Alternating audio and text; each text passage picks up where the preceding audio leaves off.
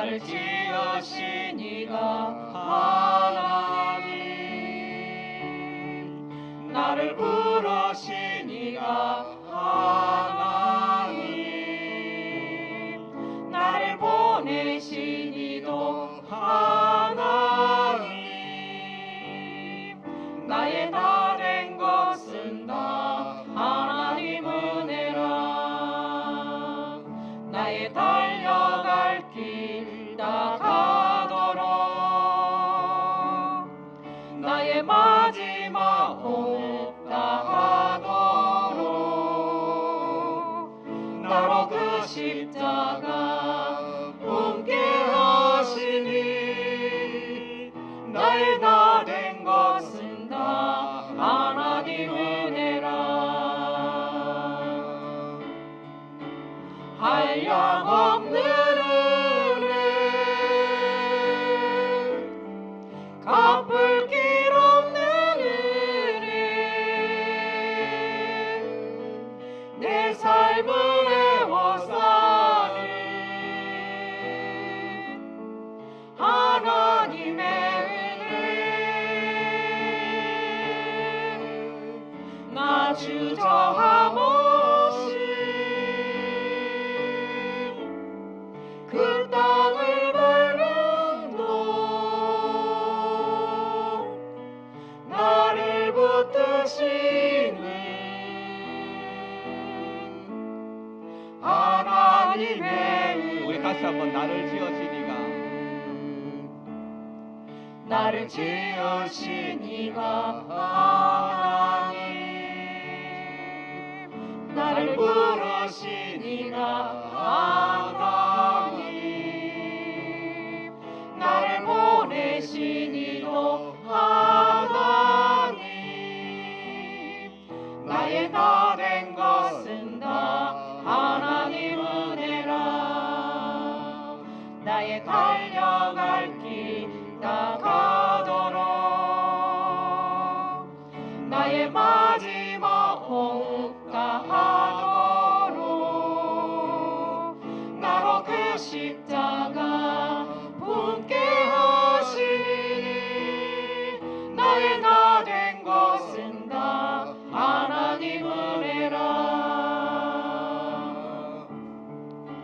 한량없는 은혜,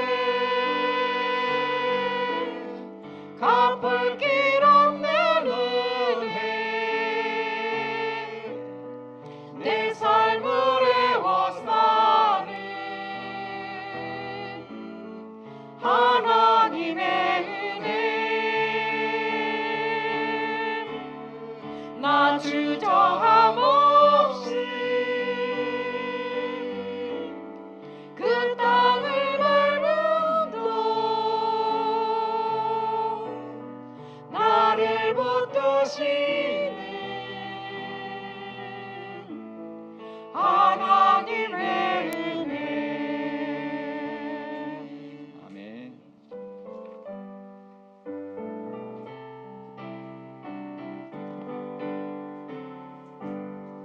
나의 갈 길 다 가도록 예수 인도하시니, 내 주 안에 있는 긍휼 어찌 의심하리요. 믿음으로 사는 자는 하늘 위로 받겠네. 무슨 일을 만나든지 만사 형통하리라. 무슨 일을 만나든지 만사 형통하리라. 나의 갈 길 다 가도록 예수 인도하시니, 어려운 일 당할 때도 족하는 해주시네. 나는 심히 고단하고 영혼 매우 가라나, 나의 앞에 반석에서 샘물 나게 하시네. 나의 앞에 반석에서 샘물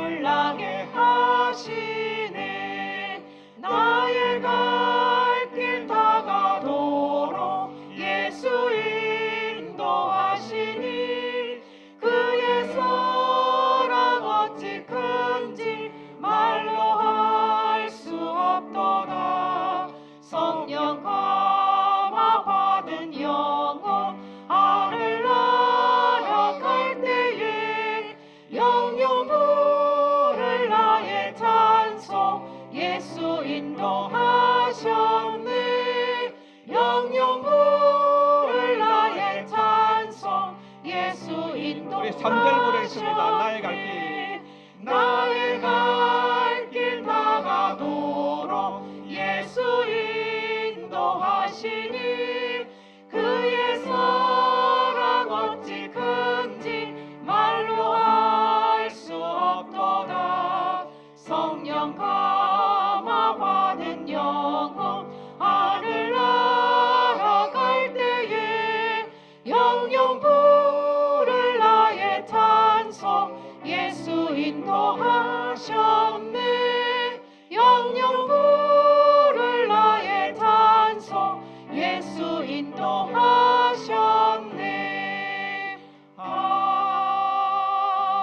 아멘. 아멘.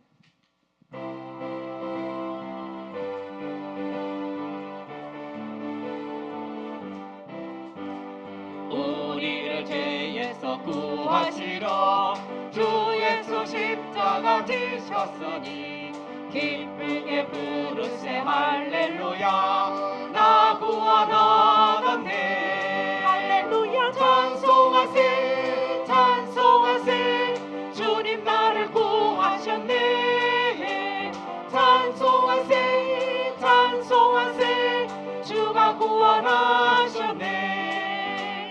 우리를 주께서 구했으니 이전에 행하던 악한 일과 주하고 더러운 모든 죄를 온전히 버렸네. 할렐루야. 찬송하세 찬송하세 주님 나를 구하셨네. 찬송하세 찬송하세 주가 우리 2절 한 번 더 구원하셨네. 우리를 주께서 구했으니 이전에 행하던 악한 일과 주하고 더러운 모든 죄를 온전히 버렸네. 할렐루야. 찬송하세 찬송하세 주님 나를 구하셨네. 찬송하세 찬송하세 주가 구원하셨네. 나 지금 죄에서 사함받아 거룩한 백성이 되었으니 이 육신 장막을 벗을 때도 겁날 것 없겠네. 할렐루야. 찬송하세 찬송하세 주님 나를 구하셨네. 찬송하세 찬송하세 주가 구원하셨네. 우리가 이 세상 떠날 때에 예수의 손목을 굳게 잡고 영원히 즐거운 천국에서 주와 함께 살겠네. 할렐루야. 찬송하세 찬송하세 주님 나를 구하셨네. 찬송하세 찬송하세 주가 구원하셨네. 고난 내 영혼 편히 쉴 곳과 풍랑이로도 안전한 폭풍까지도 다스리시는 주의 영원한 팔 의지해 주의 영원하신 팔 함께 하사 항상 나를 붙드시니 어느 곳에 가든지 요동하지 않음을 주의 팔을 의지함이라. 세상 친구들 나를 버려도 예수 늘 함께 동행함으로 주의 은혜가 충만하리니 주의 영원한 팔 의지해 주의 영원하신 팔 함께 하사 항상 나를 붙드시니 어느 곳에 가든지 요동하지 않음을 주의 팔을 의지함이라. 나의 믿음이 연약해져도 미리 예비한 힘을 주시며 위대할 때도 안보하시는 주의 영원한 팔 의지해 주의 영원하신 팔 함께 하사 항상 나를 붙드시니 어느 곳에 가든지 요동하지 않음은 주의 팔을 의지함이라. 능지 못한 것 주께 없으니 나의 일생을 주께 맡기며 나의 모든 짐 대신 지시는 주의 영원한 팔 의지해 주의 영원하신 팔 함께 하사 항상 나를 붙드시니 어느 곳에 가든지 여동하지 않음은 주의 팔 의지함이라 능치 못한 것 주께 없으니 나의 일생을 주께 맡기며 나의 모든 짐 대신 지시는 주의 영원한 팔 의지해 주의 영원하신 팔 함께 하사 항상 나를 붙드시니 어느 곳에 가든지 여동하지 않음은 주의 팔을 의지함이라. 아멘. 모든 걸음 대신에 부르겠습니다.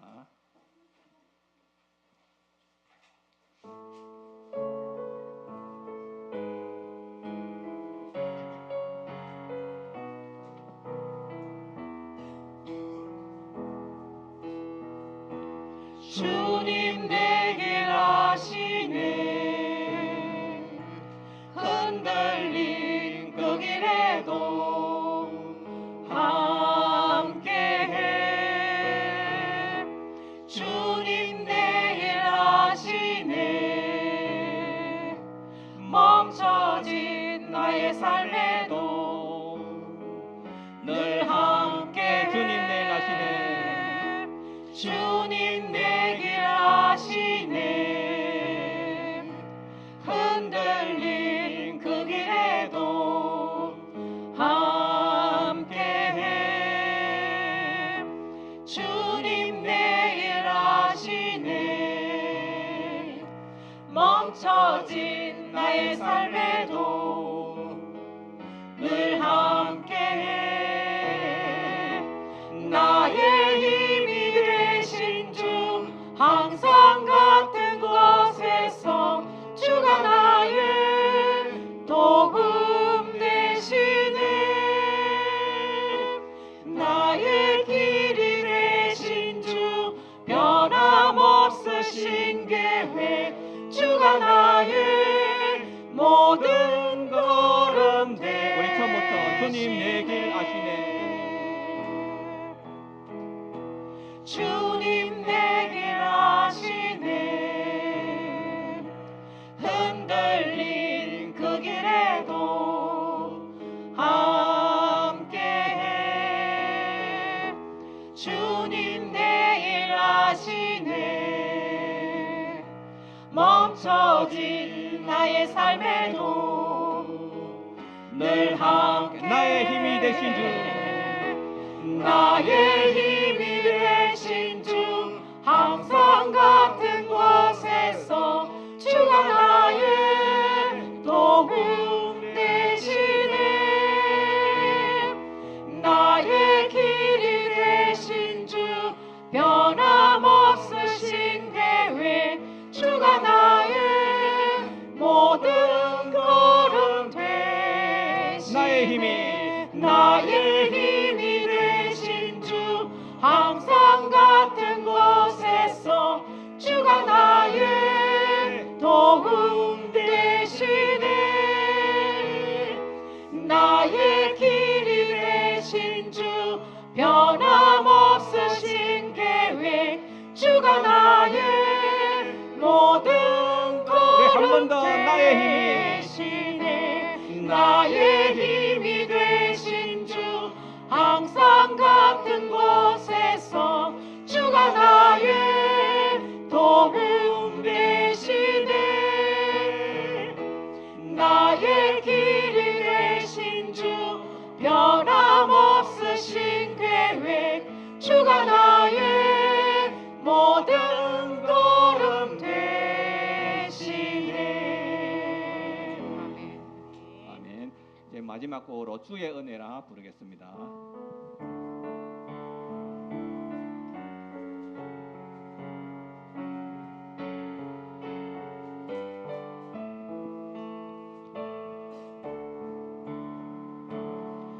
평생 살아온 길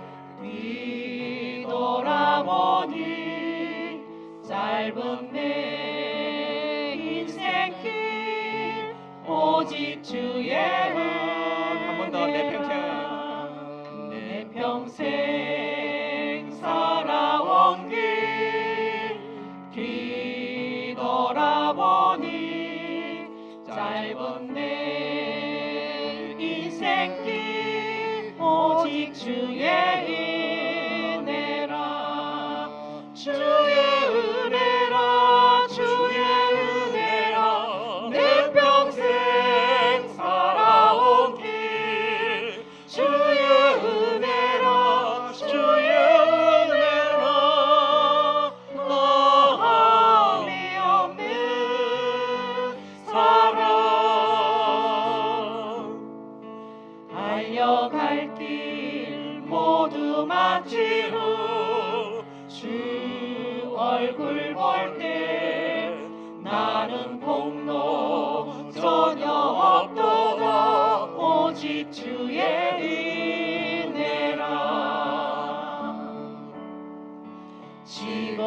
지금까지 지내온 것 주의 크신 은혜라 한이 없는 주의 사랑 어찌 이루 말하랴 자나깨나 주의 손이 항상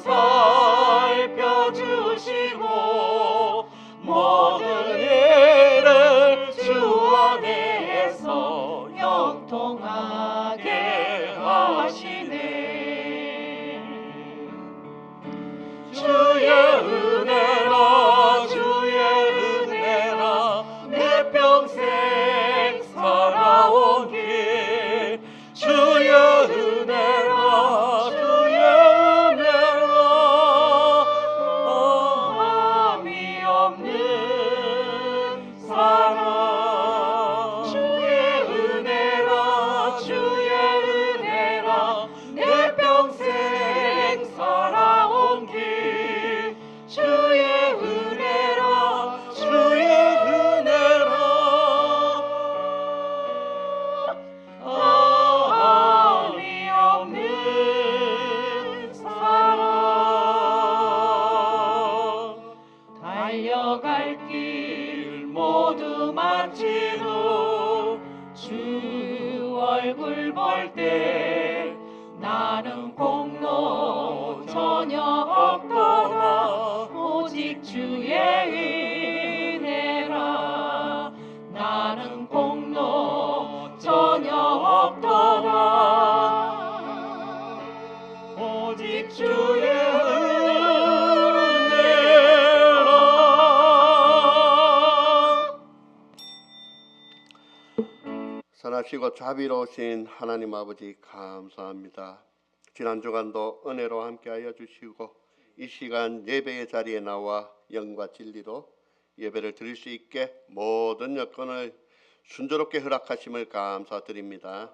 올해도 벌써 마지막 송년주일로 2025년 한 해도 이제 저물어 갑니다. 우리 인생이 잠깐 피었다가 지는 풀의 꽃과 같고 아침 안개와도 같이 짧다고 합니다.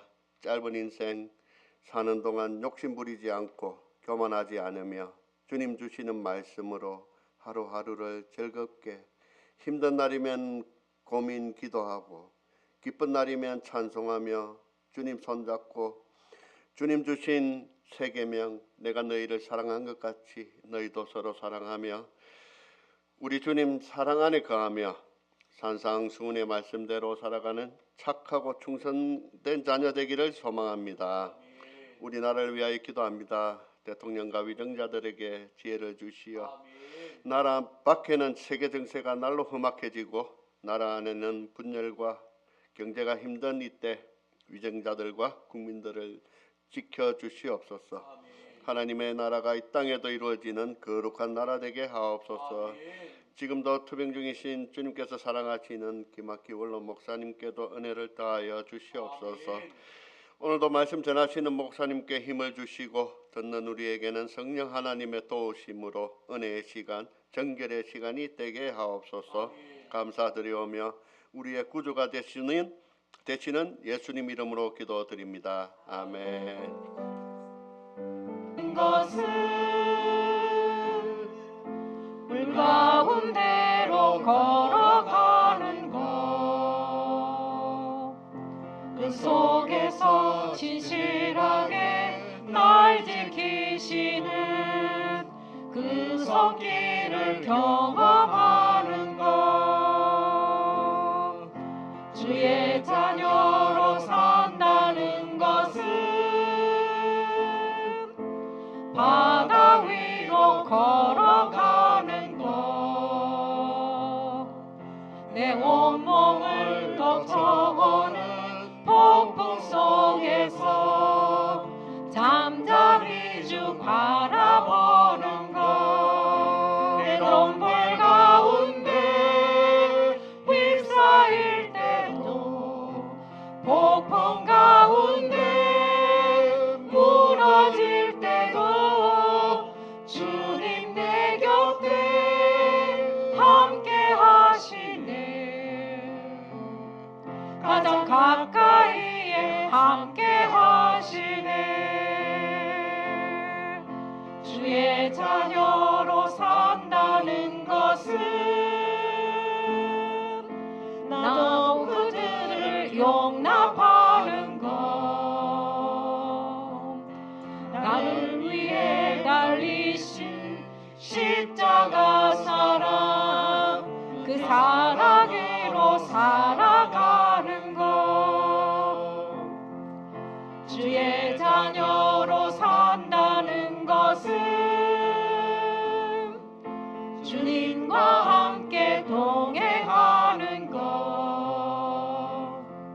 주께서 지신 십자가 기꺼이 지고 주와 함께 걸어가는 것, 때론 물 가운데 휩싸일 때도 폭풍 가운데 무너질 때도 주님 내 곁에 함께 하시네.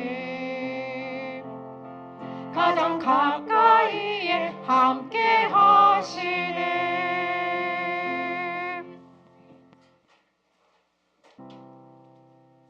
할렐루야, 할렐루야. 우리 앞에 옆에 뒤에 계신 분과 함께 인사 나누시겠습니다. 아쉐레, 당신은 하나님의 복 있는 사람입니다.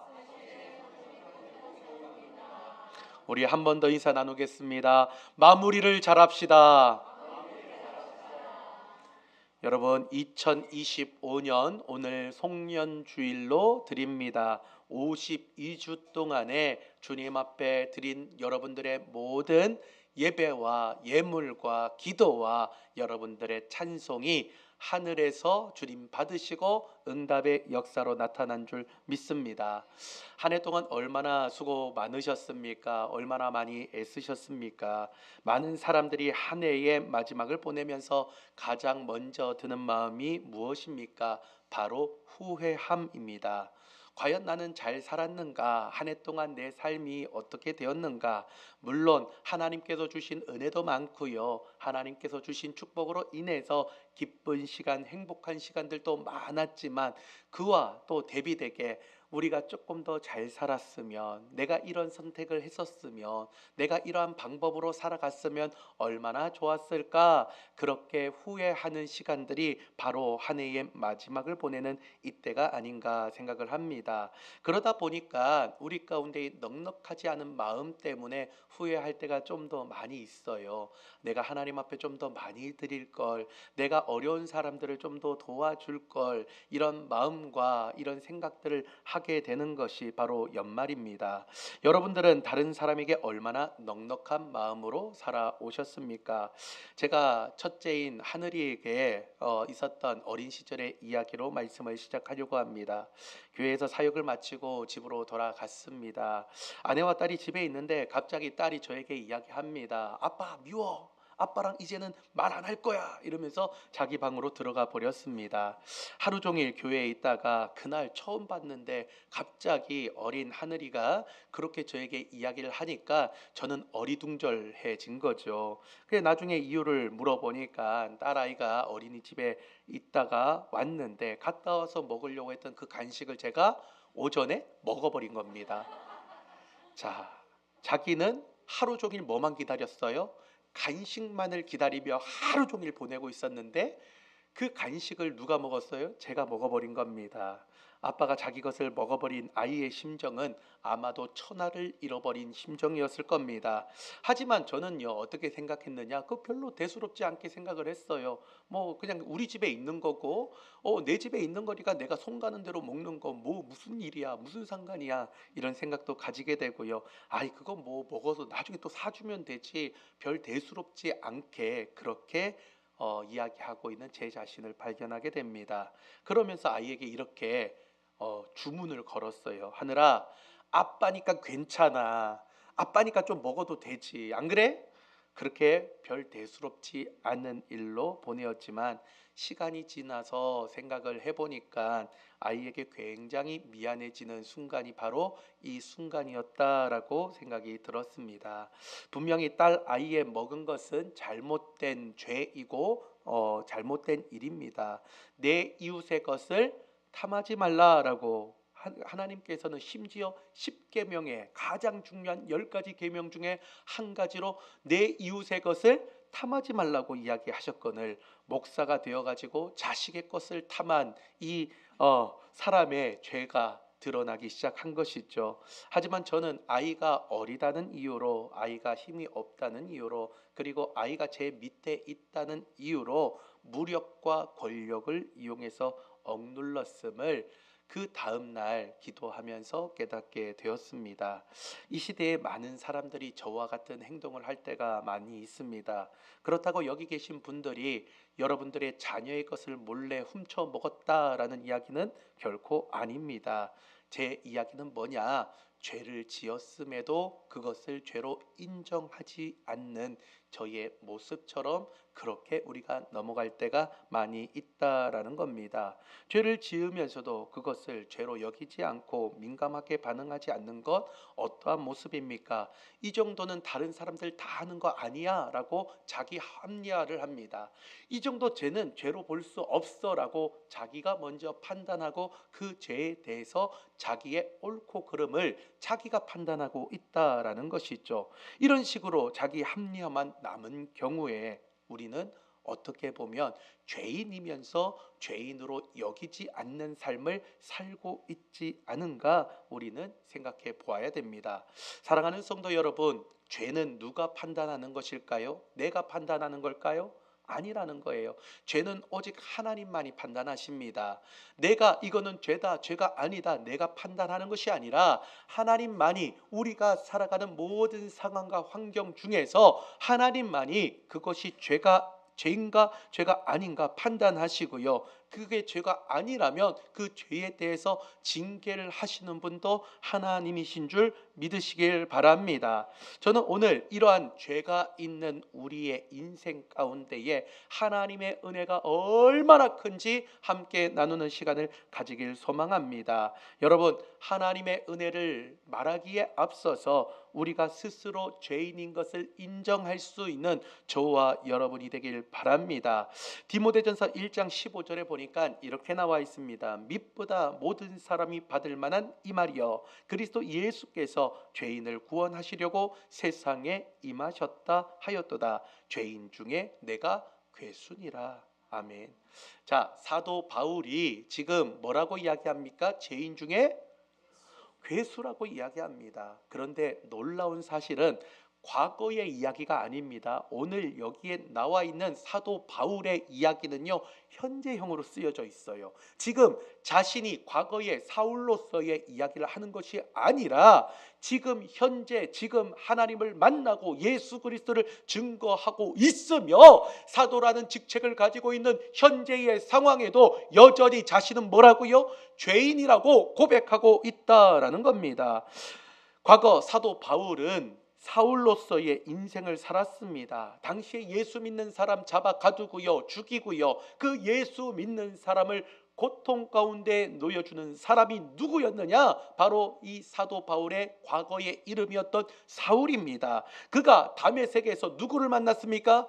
예수님을 만났어요. 다메섹 도상에서 예수님을 만나고 난 이후에 그의 인생은 180도 변했습니다. 이제는 내가 예수님을 위해 살아야지, 내가 이방인을 전도할 수 있는 전도자의 사명을 살겠습니다 결단하며 주님 앞에 나아갔지만, 그는 여전히 자신을 뭐라고 고백합니까? 내가 죄인 중에 괴수다. 죄인 중에서 가장 악질적인 죄인이 바로 저입니다라고 고백하고 있는 겁니다. 그는 로마서 3장 23절에 이렇게 고백합니다. 모든 사람이 죄를 범하였음에 하나님의 영광에 이르지 못하더니. 모든 사람이 죄를 범하였음에, 여기에 모든 사람은 저와 여러분도 포함됩니다. 따라하겠습니다. 나는 모든 사람입니다. 자, 여기 손을 딱 얹어갑니다. 자, 나는 모든 사람입니다. 여러분, 여기에 나와 있는 모든 사람에 여러분들의 이름도 있음을 믿으시길 바랍니다. 저와 여러분들의 이름이 이 모든 사람 안에 들어가 있다니까요. 그래서 모든 사람, 나 자신은 죄를 범하였음에 이 범죄한 것이 성립될 때에 하나님의 은혜도 주어진다라는 겁니다. 여러분들은 어떻습니까? 죄인인 것을 고백합니까? 아니면 죄인인 것을 고백하지 않고 나 정도는 법 없이도 살 사람입니다. 아니, 나는요 법이 지켜줘야 살 수 있는 은혜의 사람입니다. 혹시 그렇게 착각하며 살고 있지는 않습니까? 여러분, 개구리를 죽이는 방법이라는 이야기 들어보셨습니까? 개구리를 처음에 뜨거운 물에 갑자기 넣어버리면 어떻게 될까요? 개구리가 막 팔짝팔짝 뛰고 난리가 납니다. 여러분, 개구리 고기 드셔보셨습니까? 개구리 뒷다리 안 드셔보신 것처럼 그렇게 가만히 계시지만은 저는 한번 먹어봤거든요. 김치 공장에 있을 때 개구리 잡아가지고 개구리 뒷다리를 저한테 주길래 정말 조금 먹어봤습니다. 그런데 맛이 없더라고요. 소금 찍어서 저한테 주셨는데 제가 맛이 없더라고요. 저한테는 안 맞았는데, 근데 예전에는 고기가 귀하니까 뭐도 먹었어요? 개구리 고기도 먹었어요. 개구리 고기도 막 먹고 그렇게 했었는데, 자, 개구리를 처음에 뜨거운 물에 탁 넣으니까 개구리가 어떻게 합니까? 막 난리가 나죠. 그럼 어떻게 하면 잘 죽일 수 있을까? 개구리를 물속에 넣고요, 처음에 천천히 끓입니다. 그러면 개구리가 처음에 온탕에 들어온 줄 알고 뜨뜻하게 찜질하고 있다가 나중에 어떻게 됩니까? 보글보글 끓어가지고 그제서야 죽게 된다라는 것이죠. 그런데 우리의 인생이 정말 이 개구리가 처음에는 미지근한 물에 들어가서 뜨뜻하게 찜질하는 것처럼 있는 것처럼, 죄가 우리 가운데 서서히 스며드는 인생으로 살아가도록 사탄이 우리를 조종하고 있는 거예요. 너 요 정도 죄 지어도 괜찮아. 너 요 정도 죄 지어도 괜찮아. 너 이 정도 죄 지어도 괜찮아. 사탄은 끊임없이 우리에게 자기 합리화를 시킵니다. 너 그거 죄 아니야. 그렇게 사단은 우리를 끌고 가고 우리를 속이고 있다라는 것이죠. 반면에 죄에 민감하면 어떻게 될까요? 죄가 조금이라도 우리 가운데 들어오게 되면 그 죄를 고백하게 되고요, 주님 앞에 회개하며 나아갈 수 있다라는 것입니다. 그래서 그 방법이 오늘에도 나와 있지 않습니까? 23절과 24절 말씀 함께 읽겠습니다. 그러므로 천국은 그 종들과 결산하려 하던 어떤 임금과 같으니 결산할 때에 10,000달란트 빚진 자 하나를 데려오매. 아멘.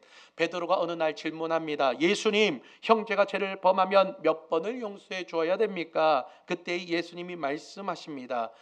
7번씩 70번까지 용서해 줘야 된다. 한마디로 말해서 몇 번 용서해 주는 거예요? 490번만 용서해 주는 것이 아니라 여기서 말씀하는 것은 7번은 완전수거든요. 너가 용서해 줄 수 있는 거는 끝까지 용서해 줘야 된다라고 이야기해 주고 있는 것이죠. 그러면서 오늘 본문에 있는 하나의 예와 이야기를 들려주고 있습니다. 그 내용은 다음과 같습니다. 한 임금이 있었는데 10,000달란트 채무자가 존재했습니다. 사람의 힘으로 갚을 수 없는 금액 아닙니까? 그를 불쌍히 여겨서 왕은 용서해 줍니다. 그리고 10,000달란트 빚진 자가 100데나리온 채무자를 만나게 됩니다. 그에게 자신의 돈을 갚을 것을 요구하였고 갚지 못하자 옥에 가두었습니다. 이를 본 다른 사람들이 이 이야기를 누구에게 이야기하는 거예요? 주인인 임금에게 다시 한 번 더 이야기를 하였고, 그 임금은 10,000달란트 빚진 자를 책망하였다라는 것이 오늘 예화의 줄거리입니다. 먼저 우리는 10,000달란트 빚진 자라는 겁니다. 따라하겠습니다. 나는 10,000달란트 빚진 자입니다. 다시 한 번 더, 나는 10,000달란트 빚진 자입니다. 저와 여러분은요 10,000달란트 빚진 자입니다. 10,000달란트가 얼마인지 제가 계산을 해봤거든요. 14에서 16조가 됩니다. 한 달란트가 얼마냐면 36kg인데 이 36kg 금으로 36kg이고 이게 10,000달란트인 거예요. 그러니까 한마디로 말해서 이게 14조에서 16조 정도 되는 큰 금액입니다. 요즘 금값이 더 올라갔으니까 아마 더하면 더했지 적은 금액은 아닐 겁니다. 그래 제일 적게 잡아서 14조라고 이야기를 한번 해봅시다. 여러분 여기에 14조 가지고 계신 분 있나요? 없으시죠? 저도 없습니다. 그런데 이 14조나 되는 그 채무를 한 사람 얼만큼 배짱이 좋은 겁니까? 참 간이 배 밖에 나온 사람이라고 할 정도로 그 정도로 정말 대단한 사람 아닙니까? 그런데 이것을 갚을 수 있다 없다? 없다는 거예요. 자신의 자녀를 팔고 아내를 팔고 다 팔아도 갚을 수 없는 그 지경에 놓여져 있다라고 이야기를 합니다. 한마디로 말해서 우리의 죄가 그 정도로 무겁고 크다라는 겁니다. 저와 여러분들이요 하나님 앞에 빚진 자의 인생을 살고 있다라는 거예요. 죄악의 모습으로 살고 있다라는 겁니다. 그 어떤 것도 해결할 수 없는 상황에 놓여져 있다라는 것이죠. 그런데 오늘 이 임금은 한 방에 이 14조나 되는 채무를 변제해 줍니다. 어떻게 무엇 때문에 그럴까요? 27절의 말씀 함께 읽겠습니다. 그 종의 주인이 불쌍히 여겨 놓아 보내며 그 빚을 탕감하여 주었더니. 아멘. 그 종의 주인이 어떻게 여겼다고요? 불쌍히 여겼답니다. 그 종을 불쌍히 여겼대요. 저 같으면 14조 빌리고 입 닫고 도망가려고 한 사람 붙잡았으면 잡아가지고 거꾸로 매달아가지고 어떻게 할 생각이 있을 것 같은데 그 사람을 어떻게 했다고요? 불쌍히 여겼다는 거예요. 이게 바로 하나님의 마음이라는 거예요. 하나님은 보통 사람과 다릅니다. 하나님은 수많은 어려움과 환경과 지금 우리의 모든 것들을 바라보면서 우리를 어떻게 여겨주신다고요? 불쌍히 여겨주신다라고 이야기하고 있는 거예요. 이것을 두 글자로 어떻게 말하느냐? 긍휼이라고 이야기합니다. 따라하겠습니다. 긍휼. 긍휼. 저와 여러분들 긍휼한 인생인 줄 믿으시길 바랍니다. 하나님이 불쌍히 여겨주셨다라는 거예요. 이것을 우리의 삶에 한번 적용을 해봅시다. 바울이 자신을 뭐라고 표현합니까? 죄인 중에 괴수라고 말하였고요. 모든 사람이 죄를 범하였다라고 이제는 이야기하고 있습니다. 사도로 살아가면서 여전히 죄악의 길을 걸어가고 있었던 사도 바울이지만 그럼에도 불구하고 그 죄에 묶여가지고 좌절한 인생은 아니었다라는 거예요. 어떤 분들이 이렇게 이야기합니다. 다른 사람들 죄는 다 용서해 줄 것 같고요, 다른 사람들의 기도는 다 들어줄 것 같은데 내 죄는 용서하지 못할 것 같고 내 기도는 들어주지 않는 것 같습니다라고 이야기하시는 분들이 종종 있습니다. 하지만 하나님께서는 여러분들이 생각하는 것보다 더욱더 크신 분이라는 거예요. 하나님의 은혜는 더욱더 크신 분이라는 겁니다. 사랑하는 성도 여러분, 여러분들의 죄는 마음의 벽장 속에 꼭꼭 감추어도 이미 우리 주님은 여러분들의 죄를 다 알고 계시는 줄 믿으시길 바랍니다. 그렇다고 그 죄에 여러분들이 집어삼켜지는 인생이 되라는 이야기가 아닙니다. 여전히 바울이 고백하잖아요. 나는 죄인 중에 괴수입니다라고 이야기하지만 그 죄인 중에 괴수이기 때문에 그 죄에 엉들려서 그래 나는 죄인이야, 나 같은 놈 죽어야 돼, 나 같은 놈은 살 가치가 없어, 그렇게 이야기하면서 사는 것이 아니라 그에 반해서 하나님의 은혜가 더욱더 크기 때문에, 하나님의 능력이 더욱더 크기 때문에 그 모든 죄를 덮고도 남음에 있는 놀라운 은혜가 저와 여러분들에게 주어졌음을 믿으시길 바랍니다. 10,000달란트 빚진 자를 용서하여 주시는 하나님의 은혜만큼 하나님은 우리의 죄를 덮고도 남을 만큼 큰 은혜를 우리에게 공급해 주시고 있다는 것이죠. 여러분 2025년 어떻게 보냈습니까? 여러분 삶 가운데에 죄를 죄로 여길 수 있는 그 마음을 가지고 있습니까? 그 죄로 인하여 내가 절망 가운데 묶여져 있습니까? 그러지 마시길 바랍니다. 그 절망 속에서도 하나님의 은혜가 덮어지기만 하면 죄 없다라고 인쳐주시는 하나님의 능력을 경험하시길 바랍니다. 그렇기 때문에 죄의 노예가 될 필요가 없다라는 거예요. 예수님을 마음으로 믿고 입으로 시인하는 모든 자들에게 하나님의 자녀가 되는 권세를 주셨음을 믿으시길 바랍니다. 그렇기 때문에 우리는 죄의 노예가 아니라는 거예요. 우리는 하나님의 자녀입니다. 우리 옆에 있는 사람하고 이렇게 인사하겠습니다. 당신은 하나님의 자녀입니다. 그런데 하나님의 자녀인데 자꾸 죄의 자녀처럼 살고 있는 거예요. 제 딸 이름이 뭡니까? 하늘이고 사랑이잖아요. 그런데 자꾸 제 딸이 우리 아빠는 정혜균이 아니라 저기 옆집에 있는 저 아저씨가 우리 아빠야 라고 이야기하면 제 마음이 어떻겠습니까? 자다가도 눈이 뻘떡 뜨면서 이 자식들이 무슨 짓 하는 거지? 그 마음이 들지 않겠습니까? 똑같은 거예요. 우리가 하나님의 자녀가 됐다니까요. 이제는 죄에서 모든 것들 노임받아가지고 하나님의 자녀가 되어서 하나님의 은혜 가운데 살아야 되는데 자꾸 옆집에 있는 죄의 노예가 되어가지고 죄의 자녀가 되어가지고 아이고 저는 하나님의 자녀가 아닙니다. 저는 하나님의 자녀로 일걸음밖에 너무 부족합니다. 자꾸 그렇게 이야기하니까 우리 하나님께서 얼마나 마음이 아프시겠습니까? 여러분들의 삶 속에서 그런 죄의 모습이 드러날 때도 있죠. 그러나 그 죄의 모습보다 하나님의 은혜가 더 큼을 믿으시길 바랍니다. 그래서 2025년 정말 후회되고 안타깝고 너무나도 마음 가운데에 졸이는 그 놀라운 그 상황 가운데서도 놀라운 은혜가 우리 가운데 임하여서 이제는 죄를 보지 아니하고 하나님의 은혜를 바라보며 하나님의 능력 가운데 살아낼 수 있는 저와 여러분이 되어야 된다라는 것이죠. 저는 여러분들이 이번 2025년 한 해를 잘 마무리하여서 하나님의 은혜가 날마다 임할 수 있는 우리 모든 삼방제일교회 성도님들이 되시길 바랍니다. 그리고 앞으로 올 2026년 하나님의 은혜가 더욱더 크게 임하여 주셔서 하나님 나의 죄가 있지만 그럼에도 불구하고 그 죄 위에 하나님의 놀라운 축복의 은혜를 덮어 주옵소서. 하나님 죄의 삶이 아니라 죄의 노예가 아니라 하나님 내가 하나님의 은혜의 사람 될 수 있도록 도와주시옵소서. 그렇게 살아갈 수 있는 저와 여러분이 되길 바랍니다. 자, 이렇게 임금에게 14조 원이나 되는 빚을 탕감받은 이 종이 100데나리온 즉 하루에 1데나리온 삭시거든요. 이게 이제 100일 동안의 삭을 의미합니다. 하루에 10만 원 받는다고 치면 자, 문제 드리겠습니다. 100데나리온은 얼마일까요? 100데나리온 네, 1000만 원이죠. 이 하루에 10만 원이면 100일 동안에 10만 원씩 받으면 얼마라고요? 1000만 원이 되겠죠. 1년이면 이제 3650만 원이 되겠죠. 365일이니까. 그런데 100데나리온이니까 1000만 원입니다.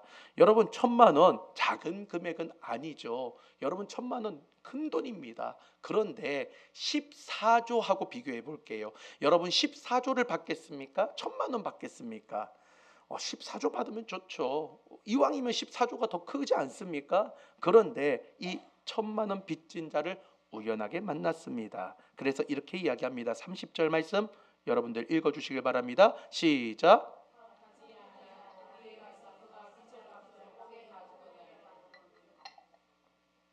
허락하지 아니하고 이에 가서 그가 빚을 갚도록 오게 가두거늘. 미국의 한 신학자가 한국에 들어와서 몇 달을 보냈습니다. 유명한 신학자여서 가는 곳곳마다 교회도 방문하고 목사님도 방문하고 신학교도 방문하면서 이렇게 몇 달 동안 한국에 머물렀습니다. 그리고 나서 이 미국에 있는 신학자가 한국에 있는 목회자들과 성도들에게 이렇게 이야기합니다. 한국 교회는 성경을 너무 읽지 않습니다. 이 이야기를 들은 많은 한국 목회자들과 성도들이 웅성거리기 시작했어요. 그리고 한 목사님이 이제는 물어봅니다. 아니 교수님, 한국 성도들이나 목회자처럼 성경을 많이 읽는 지역이 없는데 왜 그렇게 말씀하시는 겁니까? 그러자 이 신학자가 이렇게 이야기합니다. 성경을 읽는다는 것은 성경에서 말씀하신 것대로 살아내는 것을 의미합니다. 한국 교회는 성경을 읽지만 그냥 읽는 것에서 끝나기 때문에 말씀드리는 겁니다. 이렇게 미국 신학자가 이야기를 했다라고 합니다. 아마 여기에 모인 여러분들도 오늘 제가 하는 이 설교의 주제와 본문을 보면서 여러 가지 생각을 했을 겁니다. 이 목사님 오늘 이 이야기하면 이렇게 설교하시겠구나. 이미 그렇게 예상을 하면서 이 자리에 오신 분들도 있을 수 있습니다. 그런데 그 이야기를 듣고 끝나는 것이 아니라 우리는 말씀을 제대로 읽는다는 것은 세상 가운데 살아낸다라는 겁니다. 우리가 지금까지 삼방제일교회는 교회 표어가 뭐였죠? 혼인잔치집 같은 교회. 우리 사랑하는 김학희 원로 목사님께서 1999년 2000년 이때 아마 혼인잔치집과 같은 교회 이 제목으로 설교를 4주에 걸쳐서 동일한 본문으로 하신 적이 있어요. 그때 제가 앉아서 들었었거든요. 그때 쓰면서 들었던 기억이 있기 때문에 정확하게 기억합니다. 4주 동안 똑같은 설교를 똑같이 반복하시고 나중에 제가 거의 외울 만큼 똑같이, 그래서 제가 여쭤봤어요. 목사님 왜 똑같은 설교를 계속해서 반복하시는 거예요? 내가 설교 한번 했는데 안 하는 것 같아가지고 내가 또 하는 거야. 그러면서 목사님이 어느 날 하나님께서 주신 교회 표어로 목회 철학으로 혼인잔치집 같은 교회를 말씀을 하셨어요. 그러면서 이거는 우리 김학희 목사님의 목회 철학이고 나의 목회 철학은 뭘까? 나는 어떤 교회를 이렇게 나아가야 될까? 기도하면서 눈물로 주님 앞에 기도하며 주님 앞에 물어보았습니다. 그때에 주신 것이 뭐냐면, 제가 아마 성탄에도 넣었고요. 오늘 아마 보시면 주보 안에 보시면 있을 겁니다. 보면 교회 목표로 말씀이 행함이 되는 교회 해가지고 골로새서 3장 23절의 말씀을 저에게 주시면서 이 말씀을 저에게 주셨어요. 말씀이 행함이 되는, 따라하겠습니다. 말씀이 행함이 되는 교회. 다시 한번 더, 말씀이 행함이 되는 교회. 우리는 말씀을 많이 읽지만 그거는 문자적으로 읽는 것이고요. 진짜 말씀을 읽는 거는 미국 신학자가 이야기했듯이 말씀이 이루어져야 되는 거예요.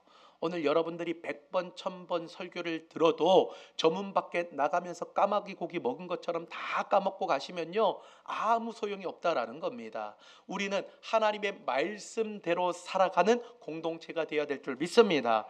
그래서 제가 말씀드리는 건 뭐냐, 바로 오늘 이 말씀이 여러분들의 삶 가운데에서 양약이 되고 능력이 되어서 이 세상 가운데에서 행할 수 있는 은혜의 말씀이 돼야 된다라는 것이죠. 예수님은 베드로에게 7번씩 70번을 용서하라고 말씀해 주셨습니다. 왜 그렇습니까? 먼저 내가 은혜 받은 존재이기 때문에 그렇습니다. 10,000달란트 빚진 자로서 나는 하나님 앞에 죄인이었고, 사도 바울도 죄인이라고 고백하고 있고, 저와 여러분들도 모든 사람 바로 이 죄인에 속하기 때문에 내가 먼저 10,000달란트 빚진 자로서 이제는 세상에 연약한 자들에게, 나에게 원수된 자들에게 이제는 이 말씀이 능력이 될 수 있도록 우리가 해야 되는 것이죠. 제가 예전에 머리를 이발하는데 어떤 분이 교회에 대한 이야기를 하는 거예요. 그래서 미용사분이 같이 머리를 하면서 옆에서 이야기를 합니다. 그래서 옆에 다른 아주머니가 대화를 하는데 제가 머리를 하고 있는데 계속 들리잖아요. 귀를 이쪽으로 열고 있으면서 저는 머리를 잘랐습니다. 그런데 하는 이야기가 뭐냐면, 요즘 믿는 것들이 더해. 옆에 목사님이 머리 깎고 있는데 하는 말이 교회를 막 비판하면서 요즘 믿는 것들이 더해 그러는 거예요. 그때 제가 너무 창피했어요. 왜냐하면 이야기를 들어보니까 자기는 믿는 사람이라고 하면 그래도 신용할 만하고 자기는 믿을 만하다라고 생각을 했는데, 그 믿음을 줬는데 그 믿음을 저버리면서 세상 사람들과 진배 없는 모습을 보여주면서 실망했다라는 이야기를 옆에서 하고 있길래 제가 미용을 하면서 들었어요. 그러면서 나 목사인데 어떡하지? 이런 생각이 막 들더라고요. 그런데 그 이야기를 들으면서 생각한 것이, 우리가 먼저 변해야 되겠구나. 저와 여러분이 말씀이 행함이 되어야 되겠구나.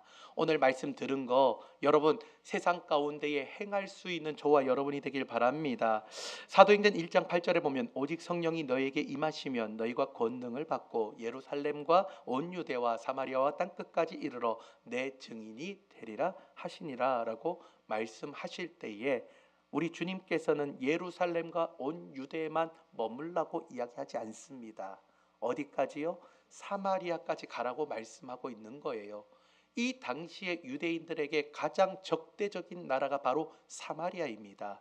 사마리아 사람들하고는 말도 섞지 않는 관계입니다. 그런데 그들에게까지 가서 어떻게 해요? 내 증인이 되라고 복음을 전하라고 말씀하고 있습니다. 사랑하는 성도 여러분, 성령 받았습니까? 여러분들 은혜를 받았습니까? 그렇다면요, 내가 좋아하는 사람만 찾아가는 것이 아니라 오늘 베드로가 이야기했을 때에 예수님께서 우리가 7번씩 70번을 용서할 수 있는 그 마음을 가져야 된다라고 말씀하셨다면 나 또한 세상 가운데에 내가 원하는 사람뿐만 아니라 원수와 같은 사람일지라도 그 사람을 위해 기도해 줄 수 있어야 되고 하나님의 은혜를 전달해 줄 수 있는 은혜의 사람이 될 줄 믿습니다. 오늘 말씀을 정리하면서 나아갑니다. 우리는 먼저 죄인인 것을 깨달아야 합니다. 따라하겠습니다. 나는 죄인입니다. 여러분, 죄를 죄로 여길 때에 그때의 은혜가 임합니다.